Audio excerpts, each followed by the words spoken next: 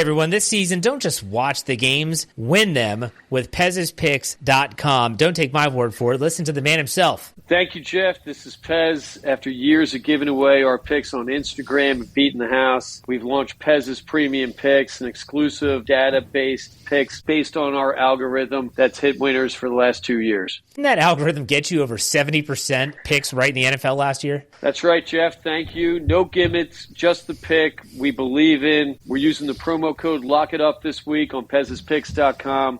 After that, we're asking for a small donation to keep beating the house. That's right. Use the promo code Lock It Up, all one word, for a free week of access at Pez'sPicks.com. That's Pez'sPicks.com. Check it out today.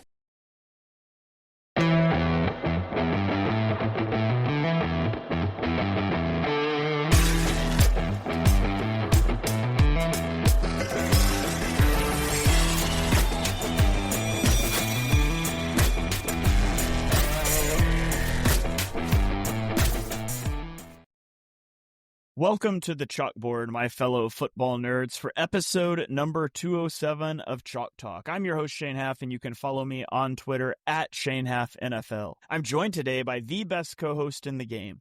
You've heard him on the Saturday morning spread right here on the Eagles Pinpool Network. It is Mark Henry Jr. Give him a follow on Twitter at Mark Henry Jr. NFL. Mark, how are you doing this evening? Doing well. And here's a little geography lesson for the people out there. And I don't know if people know this because I didn't know this. The Colts and Bengals are like an hour apart. Did you know that, Shane? Like Indianapolis and Cincinnati are like an hour apart. I'm like smack dab in the middle of Indianapolis and Cincinnati right now. Those are not two places, and I guess I should understand Ohio and Indiana are bordering states. But for some reason in my head, like Bengals Colts was not a regional rivalry. But I'm like 25 minutes from the Indianapolis airport. I was at the grocery store, saw a case of soda, and had a Houday Bengals logo on it. So a town divided in the middle of Indiana. Yeah, I don't guess I realized that. I'm not the most geographically sound person, but yeah, there you go. Fun fact. Fun fact. All right. Well, I don't know that we've ever started a podcast off in 207 episodes with a fun geography fact. So yeah, I noticed this 2 months ago because I was in this town before for work, had to come back, and I was struck by it again. A very weird geography fun fact. All right. Well, there you go, folks. You never know what you're going to get off the top here in Chalk Talk. But let's dive in now into the Sunday action. We're going to talk about all of the games from Sunday and Monday, and we're going to kick it off here with the Denver Broncos playing the New York Jets in London. I personally would like to apologize to London for this game, but I feel like the only thing you need to say about the Jets in this game is that Justin Fields dropped back to pass 26 times and had negative 10 net passing yards. It was a rough day for the Broncos offense, but when the opposing offense puts up one like that, it just doesn't really matter. And so, honestly, all I really have to say on this game is to note that Denver's defense now has 30 sacks through 6 games, which is tied for the most sacks in the first 6 games by any team since the 2013 Chiefs. So Denver defense is on a tear to start the season. Any takeaways you had from this one? Not really. I mean, not to be the negative guy on the Broncos because I was out on the Broncos coming into the year, but how did they win this game 13-11 in a game where Justin Fields was a complete zero in a passing attack? So I feel like the take on this has generally been positive towards the Broncos defense, but what are we doing? I mean, this offense is a joke for Denver. The fact that they put up 30 points on a Jets defense that has been terrible through the first 5 games and only won by 2, and the Jets had a chance to drive to win the game after Justin Fields threw for 45 yards all game. It's stunning to me. But that team also beat the Eagles last week, so what do I know? I do not believe in the Broncos, but they have a good defense. Yeah, the more weeks that we watch of the NFL season unfold this year, the more it feels like we just don't know anything about the NFL. And we're going to get into that from some of these other games, but I thought about titling this episode, Nobody's Good. There's no good teams, and we'll get into a few of those here. But let's keep rolling to Indianapolis, which you just mentioned earlier. They play host to the Arizona Cardinals, and they win 30-27. I think Daniel Jones was sharp. Again, he was 22 of 30 for 212 yards and 2 touchdowns. He did throw an interception on a play-action bootleg. I will say the linebacker made a pretty good play on it, but he also rushed for 20 yards and a touchdown. He was 9 for 9 for 93 yards and a touchdown when under pressure in this game. And he got his playmakers involved. Jonathan Taylor gets 123 rushing yards and a touchdown. Tyler Warren had 63 receiving yards and a touchdown. And on the other side, Jacoby Brissett, I thought, played a solid game. 27 of 44 for 320 yards and 2 touchdowns. He throws a pick. They scored on 3 of 4 second-half possessions, failing only on a 4th and 7 from the 9-yard line with under a minute left while trailing by 4. So, in a different situation, they led scoring caliber drives every drive in the second half. But unfortunately for them, their defense gave up 3 straight scoring drives in the second half. And so the Colts do win the game, and the 194 points they've scored in the first 6 weeks of the season are the most by a Colts team ever, beating out the 2007 Peyton Manning Colts by a point. So, just Daniel Jones out here outproducing Peyton Manning, Reggie Wayne, Marvin Harrison, and Dallas Clark, just like we all expected.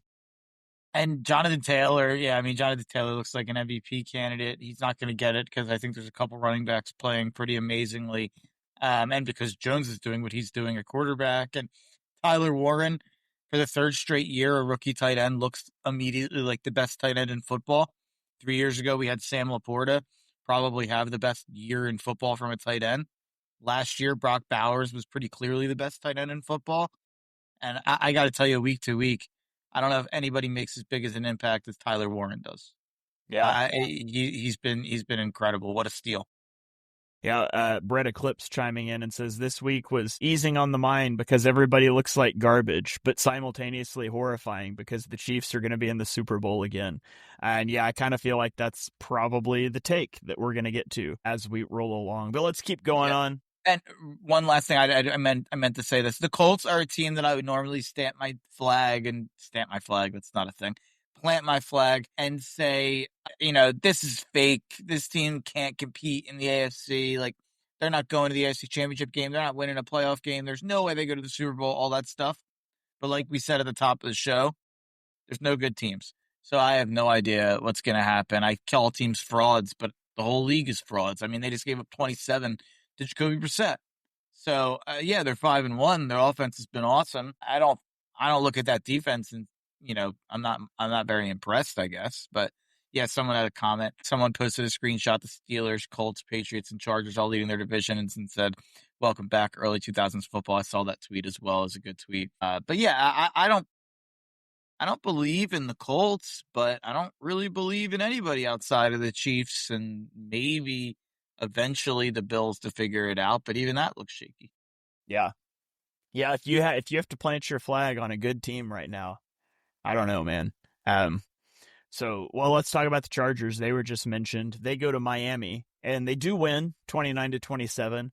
But this was setting up to be an all-time Chargers game, as they surrendered a 13-point fourth-quarter lead to the one-win Dolphins with under a minute left. But you get a Nyheim Hines kick return to the 41-yard line, and then a 42-yard pass to Ladd McConkey later. They walk away with a 2-point win, courtesy of a Cameron Dicker field goal. That pass, by the way, was insane. Justin Herbert did his best Baker Mayfield impersonation that Baker Mayfield then one-upped later in the day, but breaks out of a tackle, makes the throw, and Ladd McConkey is off to the races. For Miami, Tua tosses 3 interceptions in the game. One did come off of a Jalen Waddle deflection, but the other 2 were pretty squarely on him. Devon Achane had 128 yards and 2 touchdowns, but things just continued to go poorly for Miami. Disappointing. I feel like this is my bit on this show, but we're 3 games in, and I'm like picking apart the winner each game. But disappointing effort from the Chargers defense here. The Dolphins went up and down. They were up in this game at certain points. You give up 27 to a Dolphins offense that doesn't even have Tyreek Hill anymore.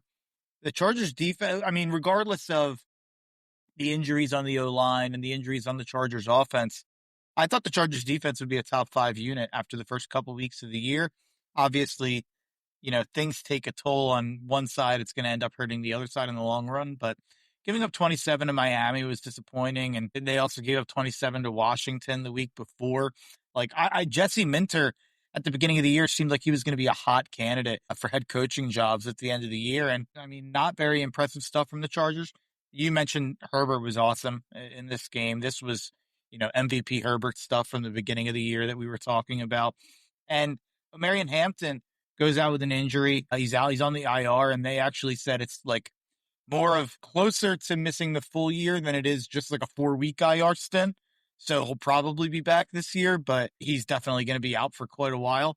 A lot of people, Hassan Haskins, people thought was going to be the guy who stepped up and got that, running game started, and he was going to be the lead back. But Kamani Vidal, guy from Troy, who I know was a draft sleeper of mine, I know I liked him last year in fantasy to have a role in the Chargers offense. It never really materialized, but he goes 18 carries for 124 yards. So if he's still out there in your fantasy leagues, I'm sure everybody's trying to get him. But if you're in a free agency budget league, I would drop some significant budget on him. I don't think they're going to trade for anyone, and I don't think Marion Hampton's going to be back for quite some time. So if the first week's any indicator, I think Kamani Vidal is going to step in and fit nicely. Yeah, I'm hoping I'm able to snag him off of waivers tonight, but we He's will still out see. there. Yeah. Well, You got to get him. I mean, yeah, it's like a 24-hour waiver period, so I'll find out tomorrow morning if I got him. But let's roll on to the New Orleans Saints. They play host to the New England Patriots. They lose 25-19. This was the Kayshon Boutte game. He has 5 catches for 93 yards and 2 touchdowns, which is great because after last week's breakout, Stephon Diggs disappeared again. He only had 28 yards. 2 big penalties, one of which took away a 61-yard touchdown. But hey, he made the Bills pay last week. The Saints just made too many mistakes. They struggled with drops. The run game was bad, only 52 yards on 18 carries. They lost a fumble. They made it into Patriots territory 6 times, but they only put up 19 points. And for the Patriots, Drake May looks sharp, and he's doing it with no running game. Ramondre Stevenson had 13 carries for 18 yards. Drake May was 18-26 for 261 and 3 touchdowns. He took 1 sack for 1 yard, and he rushed for 28 yards. He also had a touchdown and nearly 100 passing yards negated by penalties. And he was under pressure on all 3 of his touchdown passes, 10-16 for 177 and 3 touchdowns when pressured. Drake May is legit. Yeah, I would have liked to see. I laid the number with New England, and they covered. They covered the number in New Orleans. It was a trap line, 3.5. So I was pretty locked in on this game, maybe more than any other. This in Dallas, Carolina, I was really locked in on, and I wish that they would have been able to kind of have a better defensive performance, and they did stop him from scoring a couple times, turnovers or, situations where New Orleans didn't convert. Like you said, what was it? They crossed the Patriots territory 6 times, but they only scored 19. So you could take some positives away from that, but New Orleans moved the ball really well. But on the other flip side, we're talking about all these teams at the top of the AFC. Take out Buffalo, take out Kansas City. You have to if you're going to believe in anybody in the AFC, you kind of have to take a leap of faith a little bit, whether that's with Pittsburgh, that Aaron Rodgers, 41-year-old guy, is the right guy to step in, whether that's Indianapolis, like we just talked about. I have some questions about the defense. The offense so far has been unbelievable. Do you believe in Daniel Jones in the playoffs? Because I have some problems getting there still. The Jags, I could have bought into them after that Chiefs win, but they show up on Sunday, and what happens against Seattle. I'm not willing to totally kill them for it yet, but not to go through every team here. But Chargers are 4-2. Do we feel good about the Chargers? Not really. They're completely demolished by injury, and the defense doesn't look like it did. Denver, they barely just beat a team who threw for 10 passing yards in a game, it felt like. So -10. -10. Every team has all these massive problems. The one team that I'm not willing to just say, oh, well, they can't win the AFC, it might be New England. That might be crazy because I don't think this roster's very good. They can't really run the ball. I think they have some holes on the defensive side of the ball. Like I just said, New Orleans can move the ball. But I got to tell you, Drake May's playing as good as football as I think pretty much anybody in the NFL right now. I think he's right there with anybody in terms of the way that they're playing the quarterback position, especially relative to the talent that he has around him. I think if we're talking about, if I'm just pulling up, let me just pull up because I'm doing this for another segment that's to come up in a bit. So I'll keep it up and keep it handy here. And if we're talking about the top, passers here, the top 7 passers are all between 1,500 to 1,700 passing yards. And it's Matt Stafford, he's got Puka Nacua and Devontae Adams. He's got Dak Prescott. He had CeeDee Lamb for some games. He has George Pickens. Sam Darnold, he has JSN, Cooper Kupp. Baker Mayfield, he has a lot of guys. They've all been hurt in different times. So Baker's a little bit of a different case. Patrick Mahomes, same situation, but he has Kelsey. He's got some guys as well. Daniel Jones, he has Tyler Warren, he has Jonathan Taylor. He's got a million average receivers. Drake May has the worst supporting cast of any of those guys in that top 7 in terms of passing yards. And he's the rawest guy of any of them. He's still, 23 yet? Yeah. He might not even be 23. He might be 22. I might be a year off, but he's still so young. And I would not count the Patriots out the same way I might be willing to with an Indy, with a Denver, with the Chargers, maybe even with Pittsburgh. I could get there with New England just off the strength of, similar to Jaden Daniels last year, Drake May being a special talent who can elevate those around him, maybe against competition that's flawed. And that would be what this is. So sorry to go long on the Patriots there in a game where they barely beat the Spencer Rattler Saints. But someone mentioned wouldn't be the first time Vrabel's taken a bad roster into being an AFC contender. And he's right. They just need to figure out what the run game is. I don't know if that's a trade. I don't know if that's Travion. Apparently Travion's been horrible in pass blocking. I listened to an NFL pod which has a Patriots fan on it. And he was saying Travion just can't hold up whatsoever. So it becomes a little bit of an issue when they bring him in. They know the play is designed to him, whether it's a pass or whether it's a run. But the Patriots need to figure out that run game. And if they do, man, that could be a scary offense. Yeah. I mean, hey, put some respect on the Saints. The Saints beat the Giants who beat the Eagles. Yeah. So, I mean, the Saints are basically better than the reigning Super Bowl champs. It's a great win for the Patriots on the road. The NFL makes no sense, man. Let's keep rolling on here. Let's go Cleveland at... Kellen's doing a great job, by the way. Just not to talk too much on the Saints. Kellen took over. We talked about it. One of the worst situations we can ever remember a coach taking over, and he's keeping them frisky, keeping them competitive, which if you're a Saints fan, you have to feel good about. If you are ever able to field a competent roster, you have to feel good about how he's coached. Yeah. All right, let's keep going here. Let's go to Pittsburgh. Cleveland at Pittsburgh. Pittsburgh wins 23-9. I think we're approaching the point of the year, the cycle where the Browns defense just gives up.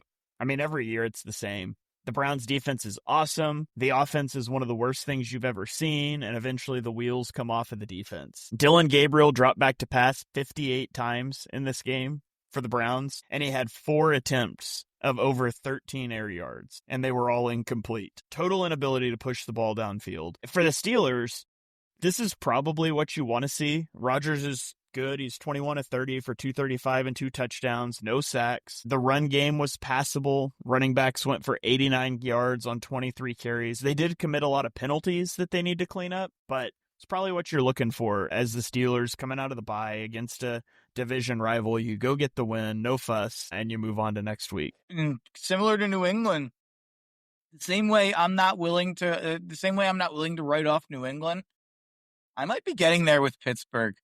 Maybe this is the year that Pittsburgh can break through a little bit and win 10, 11 games and maybe even win a playoff game or two because of what's around them in the AFC. You look at the NFC compared to the AFC, and it's just not comparable. I mean, we talked about this last week. Maybe this is just I don't know what the segment could be called, but our weekly AFC odds check-in to see if the gap widens at all. Because first and second place is tied. Chiefs and Bills still at plus 320, even at the top of the AFC. I think the Chiefs should be a good bit ahead of the Bills, to be honest. I think that should probably be Chiefs plus 200 and Bills plus 400. But anyway, after that, it drops all the way down the Colts plus 850, Chargers plus 900, Broncos plus 900. Then you get the Steelers at 11-1. Patriots are all the way down to 15-1. If you're telling me you have to pick two teams that can win the Super Bowl and you can't pick, or that can win the AFC, and you can't pick the Chiefs and the Bills, I think my two picks are the Patriots and Steelers. I might be willing to go there just because of how easy the AFC North is. Now, the Ravens are an interesting factor. Yeah. Maybe you could convince me on the Ravens. I might take a long shot on the Ravens. Yeah, and they're plus 1,300, so they technically have even better odds than New England. Worse odds than Pittsburgh right now to win the AFC. I actually think I would take Jacksonville over Indy, the Chargers, and Denver still. So I am way different than the odds makers here in the AFC, and they actually bumped Houston up all the way up to plus 1,500. But that's kind of my take here is that Pittsburgh, I'm not telling you that they're a juggernaut or that they're going to win 14 games, but I do kind of buy that they're absolutely going to win 9 games. And I think that they probably could get to that 10 or 11 number that's kind of eluded them for most of the last recent years. Maybe we're looking at this wrong, Mark. Maybe instead of saying nobody's good, maybe everybody's good. Nobody's bad? Except for the Browns and the Jets. Everybody else is good. There's another bad. The Dolphins are pretty bad. Okay, the Dolphins. The Titans are really bad. Yeah. All right, well, let's keep rolling. Let's go to Carolina for the Rico Dowdle revenge game. I transposed this score in my notes because I wrote down that Dallas won 30-27, but that is not the case. Well, you would think. By the way, you know what? We always do this where Shane reads kind of how the game went, and then I give my take, and we get into a rhythm. I am itching to talk about this because I was locked on this game. The Cowboys were my best bet of the week. I was locked, and there was no Eagles game. That I was locked in on this game like it was an Eagles game, and sadly, disgustingly, rooting for the Cowboys. Like I told my wife, I don't understand. Dallas should be much more than a 2.5 point favorite here. I've been low on Dallas all year, but this is crazy. I'm gonna have to root for Dallas here. I'm sorry, but I have to do it. And it took a part of my soul rooting for Dallas, and then they don't get it done. That's one thing. But for me to log on to Twitter.com, X.com, the everything app, as I believe they call it, and see people putting out Dak Prescott, 25-34, 261 yards, 3 touchdowns, another rock-solid performance from an MVP frontrunner, Dak Prescott. I think it was it might have been DraftKings or FanDuel, or I think it might have been like a sportsbook account tweeting it out. Dak Prescott is getting, and I think there was, I searched Dak MVP right after, and there was other people, not just fans, reputable people talking about it after the game. Dak Prescott got the ball back, Shane, tied up 27-27 with 8 minutes to go, and he got the ball at the 50 against the Carolina defense that just gave up 42-24 to Miami. They gave up 27 to Dallas at that point with 8 minutes left in the fourth quarter. I think they'd only stopped them to punt one time or a field goal another couple times, obviously, as well. But what does Dallas do, Shane, when they get the ball back at midfield with 8 minutes left in a tie game? You have the chance to go up 7 or, at the very least go up 3 and make Carolina score to tie you. What does Dallas do? Well, you see, Dak went 3 of 3, and it's not his fault that those 3 completions went for -8 yards. There you go, Shane. So we can blame other people, and I know that one of them was a botched screen and whatever. I don't want to hear MVP buzz for a guy who got the ball back with 8 minutes left at midfield with a chance to beat the freaking Carolina Panthers. We're not talking about the Kansas City Chiefs. We're not talking about the Detroit Lions, Green Bay Packers, whoever you want to, the Eagles even.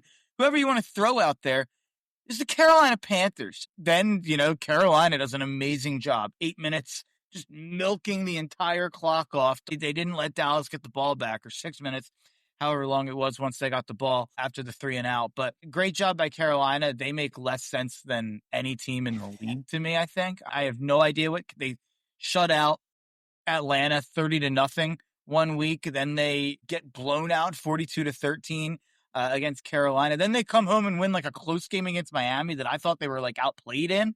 And then they come in and beat Dallas. Like they make no sense to me. I don't even know what to say about Carolina.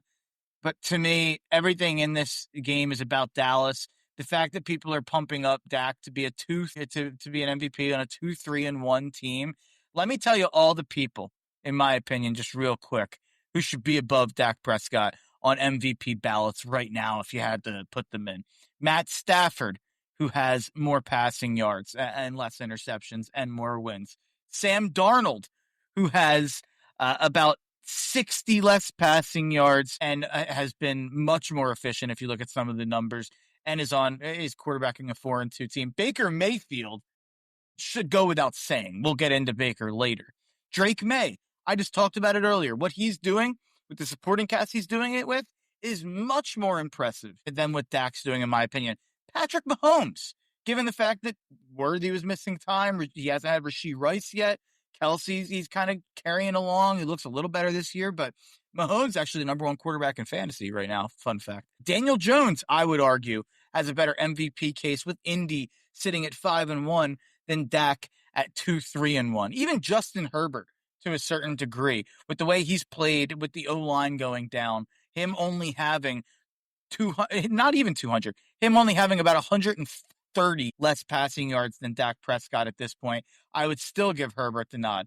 And Josh Allen, that's when you get maybe a stretch. They're still 4-2. They started 4-0. I know it's ugly right now. I don't know if Dak would finish my top 5 or top 7 on my MVP ballot right now. And I've noticed it every week. People are propping Dak up and like feeling bad for Dak every week. He put up 20 on the Eagles defense that has given up 34 to the Giants. They gave up 27 to Denver. And that Eagles defense didn't have Jalen Carter against them either. So whatever. I'm done with my rant. But Dak is being treated with like kid gloves in a weird way. And I thought we were done with that with Dak because he became a bit of a punchline. But all of a sudden, the media is propping him up and trying to run an MVP campaign from a 2-3-1 team. Yeah, I mean, he was good in this game. He was. Throws for 261 and 3 touchdowns, but the offense comes up small when it matters most. And it's not just the end of the game.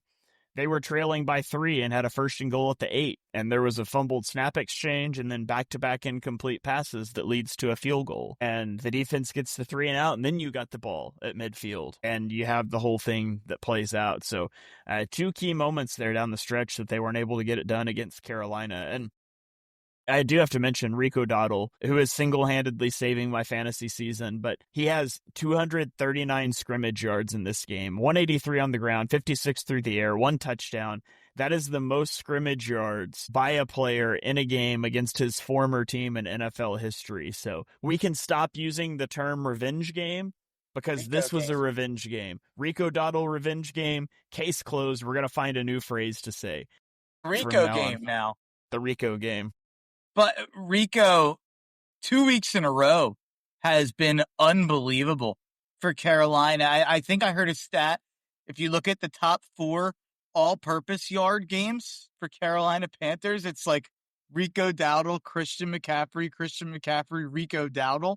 And Rico Dowdle's only started 2 games for Carolina. It's pretty unbelievable what he's done in 2 weeks. And it makes me think Chuba Hubbard kind of might stink.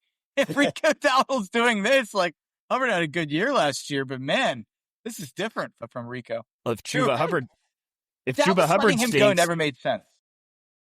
Then Miles Sanders really stinks.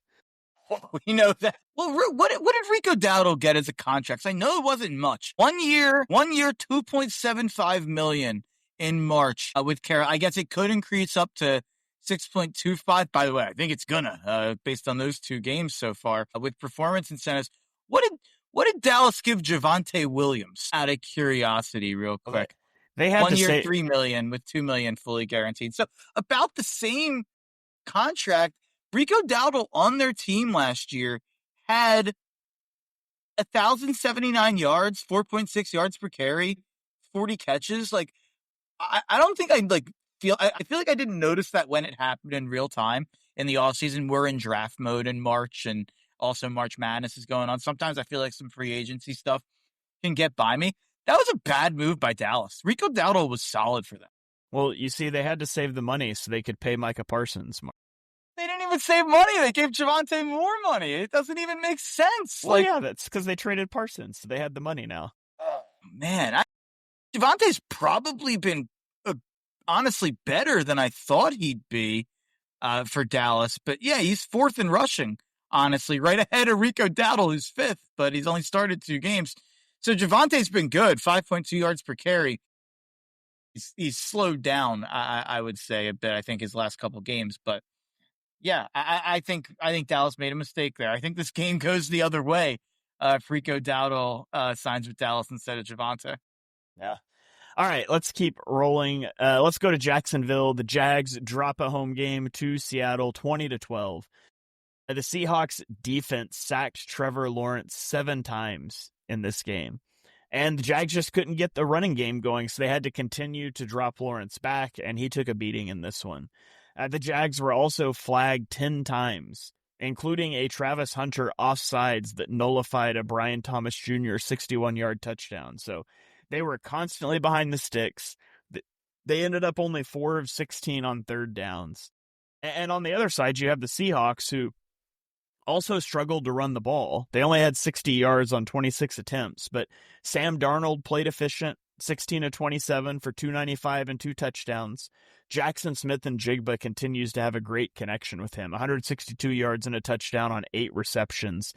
They've had an unbelievable connection so far, and the Seahawks moved to 10-1 on the road under Mike McDonald, including 3-0 this season in road games. So Seattle might be the home of the 12th man, but they're at their best on the road. You know, we've been joking about how nobody's good or actually nobody's bad or what is it. Actually, Seattle's just really good. I believe in Seattle. Like, if Seattle was in the AFC, I'd be betting whatever it was on them to win the AFC, because I really do think that this team has what kind of all the ingredients that you want. Mike McDonald's been a lot more aggressive this year in his decision-making, go-for-it situations, kind of just in general. I've really been impressed with McDonald, and I think we had that one game that we talked about at the end of the game. He was a little cowardly early in the season. Was that San Fran in week 1? I don't remember. I think they were a little weird at the end of the game against San Fran in week 1, but I feel like since then I've really liked everything. And you mentioned JSN, who's leading the NFL in receiving yards right now. Puka got hurt this week, so he missed most of the game. But JSN's playing, as good as any receiver in football outside of maybe Puka, maybe Jamar. Yeah, I mean, JSN's been unbelievable, and a great comment there from Brett Eclipse. And he's just unstoppable, it feels like. And he's the type of guy you can kind of run any route and get you across the middle. He can go deep. He can kind of run some gadget plays that are designed for him to, get in space. JSN's awesome. And, I think we do a good job on this show. And I have to, I think, being like a gambling guy, nothing makes me more annoyed than people out in the media who don't admit when they're wrong. And I think as a gambling guy, I force myself to be, because it's out there publicly when I'm wrong. And I think we do a good job of it on this show. I thought Seattle really shot themselves in the foot when they got rid of Geno for Sam Darnold. And we're getting the same 2024 Vikings version of Sam Darnold that we got last year. Hopefully the ending's different for Seattle fans, but I've been shocked at how Geno's looked outside of that Seattle kind of ecosystem, and how Sam has kind of melded right into it. Melded, that's not a right word. I don't know what the word I was fit right for in. is. He's fit right in. Darnold has slid right in, and the running game wasn't good here.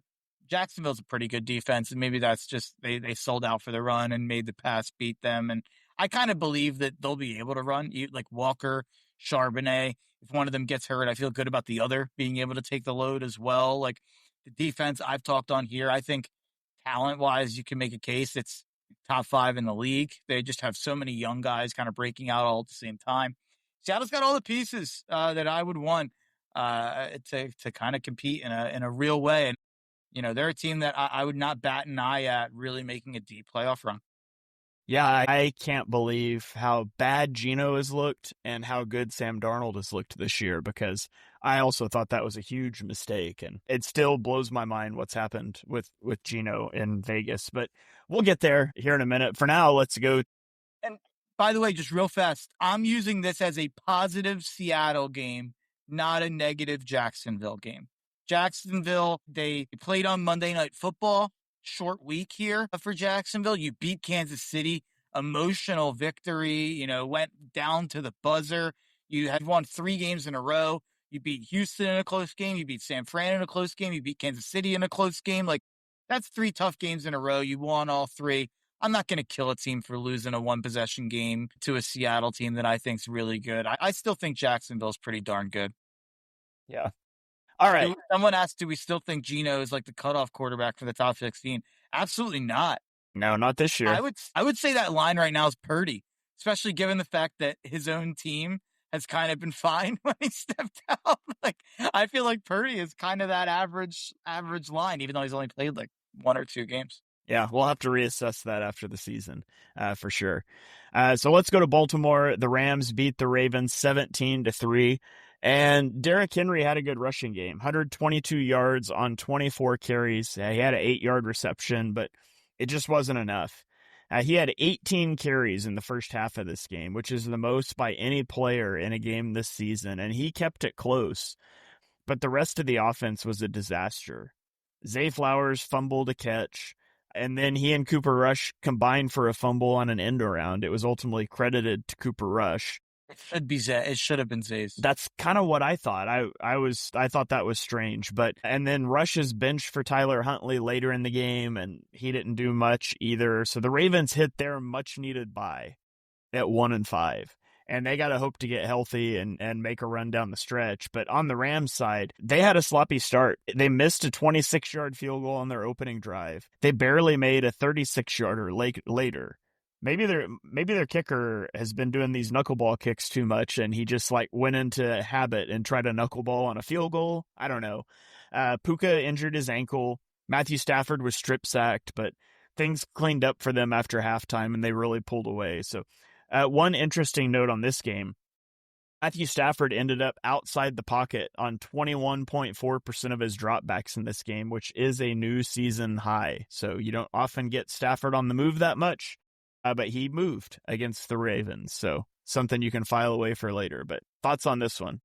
I was not locked in on this game. Every time I looked up and saw it on Red Zone, I felt like the Ravens were fumbling, and they recovered a couple of them. But like you said, Zay fumbled 1, and I really thought it should have been 2 on Zay. Really rough game for Zay Flowers. 2 fumbles that he was a part of, and bad drop, I think, towards the end zone as well. So I would just like to say, everybody who gave Josh Allen the MVP last year because of Lamar Jackson having better talent around him, you should repent for your sins, because that was a dumb decision, and Lamar Jackson got stolen an MVP. I think we should retroactively give him the MVP after having to watch the Ravens without him.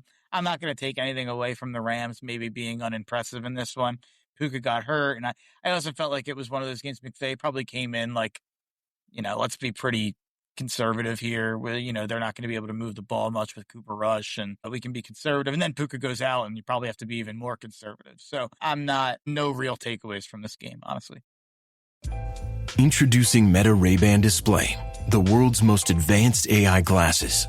With a full color display built into the lens of the glasses, it's there when you need it and gone when you don't. Send and receive messages, translate or caption live conversations, collaborate with Meta AI, and more. Be one of the first to try Meta Ray-Ban Display. Visit meta.com/Meta Ray-Ban Display to book a demo and find your pair. All right, well, let's get into the afternoon games then. Tennessee at Las Vegas. The Raiders win 20-10, snapping a 4-game losing streak. They were up 17-0 in this one before they slowed down a bit. Geno Smith had a better game. He was 17-23 for 174 yards and a touchdown, although he did still throw a pick. Ashton Genty had 75 rushing yards and a touchdown. But the Titans turned the ball over 3 times in this game. Cam Ward threw a pick, and he fumbled twice. They also gave up 6 sacks, and then they moved on from Brian Callahan after this game, becoming the 3rd team in a row to saddle their number 1 overall quarterback with a lame duck head coach and then fire him in his first season, effectively wasting the rookie's entire rookie season. So they talk about the biggest asset in pro sports is a QB on a rookie contract. It baffles me that teams continue to be so insistent on wasting 20% of that window. Yeah, it's a good point. It's a crazy stat. And all the Titans on the game, or all the Titans after the game, came out and kind of crapped on the preparation for the game. And it just seems like Callahan's one of the bigger bozos we've ever had, really, as a head coach. And 4-19 against the spread, and as well as 4-19 straight up. So crazy, crazy stuff in terms of just how bad Tennessee has been over the past 2 years. So I don't really think firing coaches in the midseason really usually changes much or adds anything outside of maybe like a 1-game coach bump. And Tennessee's going to play New England, or I guess they're playing them at home. I guess you look at the schedule coming up. I don't know where they would like have a better game to fire the coach and have a chance at a win. Maybe this is a fine one. And the owner probably wants to try to beat Vrabel, so that's probably part of the thought process there. But yeah, I get firing him because he's a bozo. I don't really think firing him is going to fix anything in terms of the Cam Ward development for the rest of the year. And the GM was pretty honest about, like, we need to see Cam Ward develop, and kind of talking bluntly about that and how the head coach wasn't doing a good enough job at that. Did you see Paul Kaharski ask if the owner, or why the owner wasn't there? Like, where's Amy Adams Strunk? And the Chad Brinker, the GM, just goes, she's at her home. It's just like it was just a weird interaction. He's like, I'm here to represent her as the general manager. just a very weird press conference for Tennessee. Not much from this game from the Raiders. They didn't even. I don't know if I've ever remembered a team looking worse than a 10-point win. Yeah, it's got to be awkward if you're the offensive line coach and your son's the head coach and your son gets fired midweek. He resigned. Oh, did he? Okay. He resigned right away. I think like most of the offensive staff apparently resigned. So I heard it's going to be like kind of makeshift a little bit. Mike McCoy stepped in as the head coach. He's been a head coach and a play caller before. So I feel like he's going to probably have a whole lot on his plate if I had to guess. Yeah. By the way, he doesn't fire me up as like a rah-rah interim coach. Like Antonio Pierce made sense as that. Like, the interim guy, like a player's coach, defensive guy, comes in, kind of rah-rah former player. Mike McCoy feels like, if I remember correctly, back to his coaching days, I feel like he's about as milquetoast as they come. Maybe that's what they need.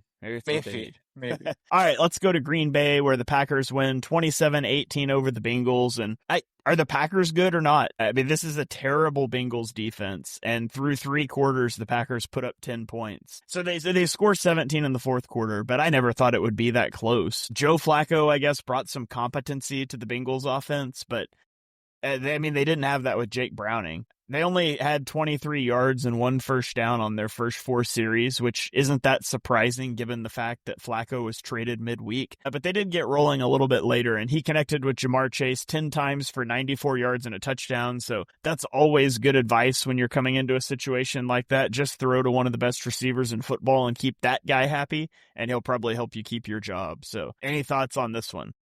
Not really. Honestly, not many thoughts here. I think I'm not going to kill the Packers the way I think a lot of people are.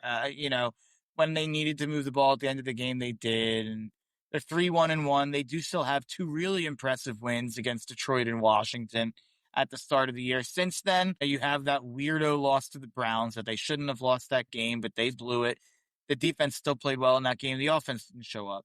Then you have last week with the tie against Dallas, where the offense was fantastic. The defense never showed up in that game. And then this week, a little weird on both sides. Like, I wouldn't say I was really impressed with either side of the ball, but they found a way to win. They're 3-1-1. They have some impressive wins. So in a league where you look across the landscape and you have all these teams with terrible losses or blowout losses, and, Green Bay has a bad loss on their resume. Part of it's based on a block kick, but I'm not going to ding Green Bay too much. Like, I'm not going to do power rankings this week. And by the way, it would be a nightmare trying to do power rankings right now. I listened to a podcast that does them, and looking at it, they were all over the board. And how would you not be? I would still put Green Bay really high on a power rankings if I was doing it. Yeah. All right. Well, let's go to Tampa, where Baker Mayfield does it again. Beats the 49ers 30-19, and he loses Emeka Egbuka in this game, which means he was playing without his top 4 receivers and still wills his team to victory. He had an incredible 3rd and 14 scramble where it's 3rd and 14, he breaks out of a sack where like 2 guys are hitting him at the same time, and he escapes from that, goes to scramble, breaks another tackle, and gets the first down. And then like 2 plays later, oh, by the way, on that scramble, he had 27 yards after contact. And then 2 plays later, he connects with Tez Johnson for a touchdown. There was a funny clip of Tez Johnson. Did you see this after the game where the crowd was chanting MVP and he was like, what?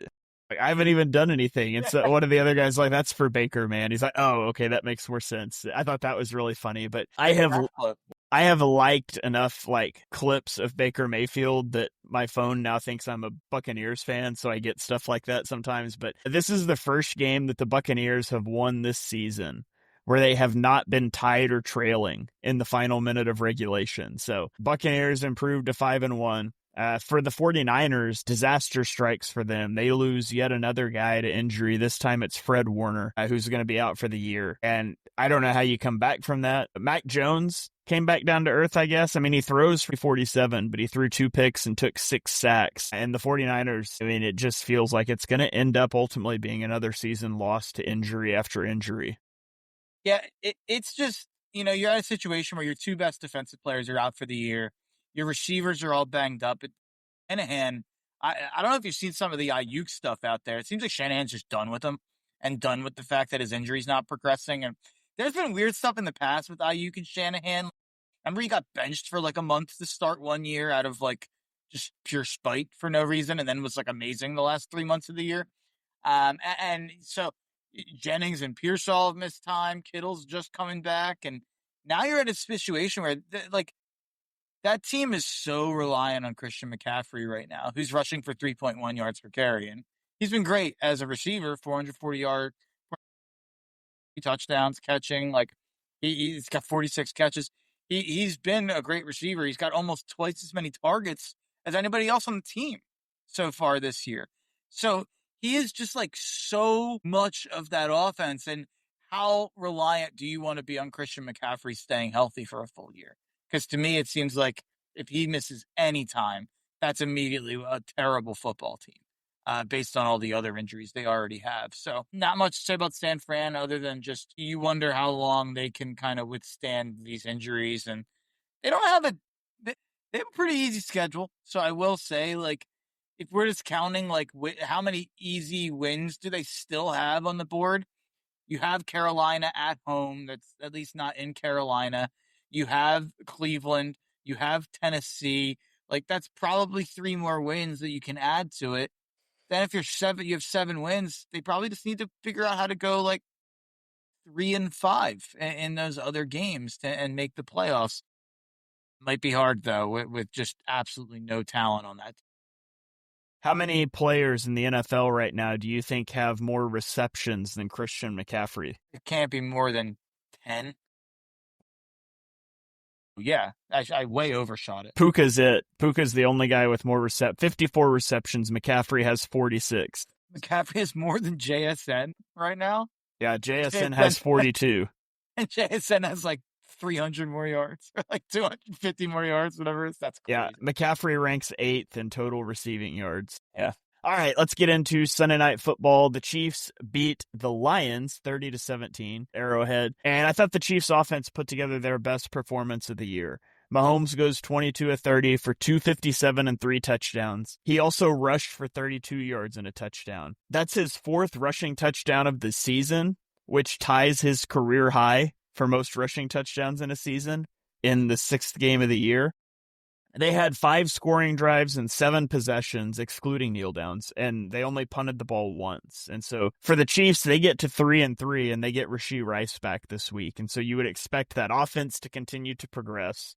For the Lions, this was their worst defensive game of the season, and the offense had its worst output of the season as well. And you cap it all off with Brian Branch getting in a fight post-game with Juju, which is incredibly stupid. He ended up getting suspended for a game because of it, and honestly, that might be a little on the light side, in my opinion. You go throw a punch after the game's over, that's probably going to be more than a game if I was the one making a decision, but bad loss, even worse results after that for Detroit.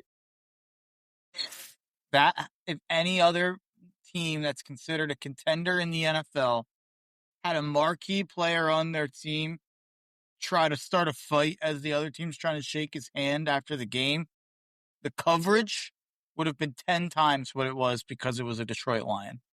The Detroit Lions are covered differently than any team I can ever remember in my time following sports, not just the NFL, sports in general. When the Lions win, it leads every show. And it's the front page news that they beat the Bengals by 1 billion points and they put up 50 points. And it's front page news that they smoked the Bears and they ran a bunch of trick plays and Dan Campbell eats ice cream and they blew out the Browns. Incredible job for Detroit. All this stuff. And then when they lose, it's crickets. It's not ever, oh, wow, Detroit lost. What does that say about them as a contender? It never happens. It's almost, well, it's a fluke. I was so shocked when they lost week 1 by 2 touchdowns to Green Bay, the way people reacted. And Detroit justified it for 4 weeks by winning 4 straight games. The way people reacted were like, it's a fluke, whatever. If any other team loses these big games against marquee rivals or opponents, they get killed the next day. Go turn on the TV today and listen to the way people are talking about the Bills. People are counting the Bills out after 2 losses and, 5 straight years where they've won 13 games or whatever it is. And here they are. They're 4-2 and we're done with them. Detroit's 4-2 and people are still putting them in the Super Bowl. I bet if I look at the odds right now, they're probably still extremely high up there to win the NFC. And I'm not saying that that's wrong. They might go win the NFC. But I have consistently felt for a couple years now, and it has not changed. By the way, someone said might about the Chiefs, not the Lions. Okay, I got distracted. But it might change, they're tied right now for the favorite in the NFC with Green Bay plus 420. And maybe that's fine. I don't know. I think they're no better than the Eagles, Rams, or Bucks, who are right behind them if I were ranking my Super Bowl contenders. So, game of the week next week, Bucks Lions. Yeah, and they're a 5.5 point favorite in that game. And that's a little, and of course it sucks because now they're probably going to win because they're bouncing back. Tampa has all these injuries. But the Lions are media darlings in a way. The comment just said that, but Lions are media darlings in a way that I just can't remember. And usually when that happens, it's a 1 to 2 year window for teams. And then when you fail in the playoffs, usually people turn on you. And that just doesn't happen for Detroit. They lost 2 years ago in the playoffs in the NFC Championship game. And they'll be back next year. They'll be the Super Bowl next year. And then last year, I get it. The defense was hurt. They had all these injuries, yada, yada, yada. They went out and they got blown out by Washington, who then went out the next week and lost by 32 to Philadelphia. So I'm just kind of done with Detroit being this all high and mighty Super Bowl favorite year after year and never backing it up and then never facing the consequences from it. Yeah. All right, let's get into these dual Monday night games, and then we will get out of here. Let's start with Buffalo. Buffalo loses to Atlanta 24-14, and this was the Bijan Robinson game. He rushes for 170 yards and a touchdown. He adds 68 receiving yards. His 238 scrimmage yards in this game are the most in franchise history. Drake London piles up 158 yards and a touchdown through the air, and the Atlanta defense seems to be turning things around. The offense is clicking here against the Bills. The defense, entering week 6, they had the fewest yards per game allowed in the NFL, and they ranked 6th in third down conversion rate allowed and sack percentage. They pressured Josh Allen 15 times in this game. And I know the Bills are shorthanded on defense, but they've struggled all season long to stop the run, and this game was no exception. They couldn't get pressure on Penix. He was only pressured on a quarter of his dropbacks, and the Bills follow up a Sunday Night Football loss to New England with a Monday Night Football loss to the Falcons. And Josh Allen had a rough game. throws 2 picks, takes 4 sacks. There's not much in this passing game if he isn't superhuman, and he certainly wasn't superhuman on Monday night. This was certainly a weird game for Buffalo, and I thought that this was going to be a bounce back spot, and seems like they are just dreadful defensively. And I hope, honestly, I have a take for the Buffalo Bills fans out there, and this is not one I thought of until right now, and I think Shane will disagree with me in some way. The best thing that could happen to the Bills is a 9-8 or an 8-9 step back season that would get Sean McDermott fired and force them to hire a legitimate head coach.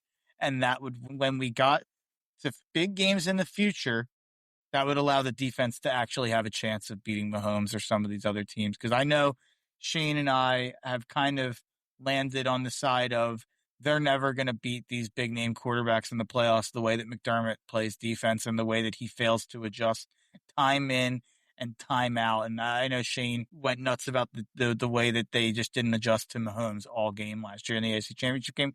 My take, the best thing that could happen to the Bills is not figuring it out, righting the ship, and getting right back to being a Super Bowl favorite. The best thing that could happen is Sean McDermott flaming out and getting fired. Yeah, I mean, I've said I don't think they'll ever win a Super Bowl with McDermott as the head coach. So, in one sense, that makes sense, but in another sense, I'd hate to see it happen because I would love to see him go be competitive. I'd love to see them end up in a Super Bowl this year, but that defense has got to improve for sure. So far, we haven't seen a lot of sign of it. I think I saw that they basically have beaten nobody this year. I mean, they beat the Ravens when the Ravens were healthy, but their wins are not impressive. And you can only beat who's put in front of you, but you'd like to beat one of New England or Atlanta for sure. And I did see Jordan Schultz, who weirdly follows me. I think he follows a lot of people, but Jordan Schultz tweeted out, like, the Atlanta Falcons are officially elite. People need to start talking about them with the true NFC contenders. 3 straight wins or whatever it was, 2 straight wins. And the first round picks that they've drafted are all stepping up. This is what the Falcons were always imagining. And it's like, I'm going to need to be more than 15 days removed from the Falcons losing 30-0 to Carolina to be calling them elite and saying that they're, among the NFC's best teams. But okay, Jordan Schultz. Yeah. Yeah. Don't mention that and then accidentally let him know where you're going to be getting coffee later. We wouldn't want any incidents. All right, let's go to this final game. Chicago at Washington. Chicago wins 25-24. This game started horribly for the Commanders, who they give up a field goal, and then Jaden Daniels throws a pick. They give up another field goal, and then they fumble on the first snap of the next drive and give up a touchdown. So they're all of a sudden in a 13-0 hole off of back-to-back turnovers. They did battle back to take a 24-16 lead in the fourth quarter, but then the Bears score. They go for 2 and don't get it, so they're down 2, and they get one final chance, and they burn the rest of the clock out as they hit a field goal as time expires to win 25-24. By the way, this is the second straight 25-24 win for the Bears, and their third straight win after a 0-2 start. So in the 3 games that they've won, they've had at least 3 takeaways in each of those games. So the defense is turning the ball, getting turnovers right now. And the Bears are stacking up wins. DeAndre Swift had 14 carries for 108 yards, while also having 67 receiving yards and a touchdown. On the Commanders' side, Jaden Daniels did throw an interception early. He did have a fumble late. I thought he looked good apart from that. And you get into bad weather games and fumbles and things happen. But 19-26 for 211 yards and 3 touchdowns. He rushed for 52 yards, but it was the fumble with a chance to put the game away that's going to haunt the Commanders out of this one. Yeah, I think this goes back to Washington not being able to run the ball. Corey Krosky-Merritt, 3.6 yards per carry. The only running back who got more than 2 carries on the game. I think it's a huge problem for Washington, and they've already traded so many draft picks. I feel like we've talked about this multiple times, but they're in need of a running back. And they traded Brian Robinson for no reason before the year. because he wanted more money. I don't know why they couldn't have just kept him and let him walk after the year. And then you lose Austin Eckler, and they're just incredibly weak there, and they really missed Terry McLaurin in this game. So when McLaurin, I think he's coming back next week, that'll be huge for that offense. And yeah, I mean, it was not perfect all game for Chicago on offense, but when it looks good, it looks perfect. When it looks good, those first two drives until they stall, and then that first touchdown drive to go up 13-0, when that offense is clicking, it really does feel like, it's one of the better offenses in football. And then it just feels like it kind of goes quiet for multiple drives at a time. But those scripted drives from Chicago have been pretty good so far to start this year. And they've done a pretty good job now recently at the end of games. So, let's figure out the middle. Yeah. Yeah. While we're figuring things out, maybe the Eagles should figure out the second half too. If we just put a whole game together, we can get this going. But anyways, that's going to about do it for this episode. We're putting a cap on revenge games. Revenge games are over. Rico Dowdle gets the last one here. But Mark, before we get out of here. Oh, Jake Moody revenge game against Deebo Samuel. That's fair. What happened with them? Didn't Deebo try to fight him or something? Yeah, he grabbed his face mask on the sideline, and if I recall correctly, the long snapper got in between them. Yeah, the holder. Maybe it was the holder. It was one of the other specialists.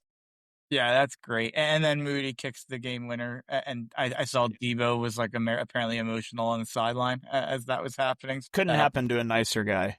Yeah, yeah. Oh, and by the way, this is from the San Fran game. My final thought will be about I just feel genuinely bad because now that Fred Warner and Nick Bosa are out, San Fran might lose anywhere from 7 to 10 games this year, which means about 7 to 10 defensive backs will be assaulted on the field by Trent Williams once the game is out of question.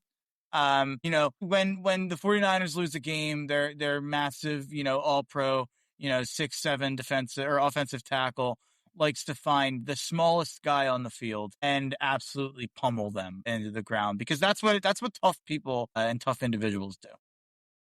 Well, as they say, Mark, big people beat little people. Especially when the little people don't even know that they're in a fight until the big person comes and assaults them. Yeah, it's I hate Trent.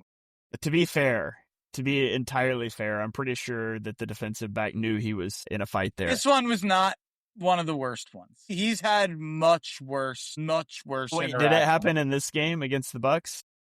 Yes. Oh, yeah. I missed that then. I was talking about was it Sidney Brown that picked a fight with him? I think it was Sidney Brown. I was going to say Sidney knew what he was doing. I think Kayvon Wallace did. No, it was that's who it was. It was Kayvon Wallace. I think there might have been two incidents, actually. I think Sidney Brown might have also had an incident, if I remember correctly. But no, it happens a lot with him. And yeah, he went up, and if you look up Trent Williams on Twitter, you'll see it. He absolutely just, after the play was over, decided, they might as well just trade him to the Lions. He'd be a great culture fit. Yeah, absolutely. Hey, biting kneecaps. Yeah. So, all right. Well, that is going to do it for episode number 207 of Chalk Talk. If you guys enjoy what you heard on the show, and we know that you do, hit that subscribe button and turn on notifications so you don't miss our next episode. Drop us a 5-star rating wherever you stream your podcast. You can follow us on Twitter. I am at Shane Half NFL. He is at Mark Henry Jr. NFL, and we will catch you guys next time.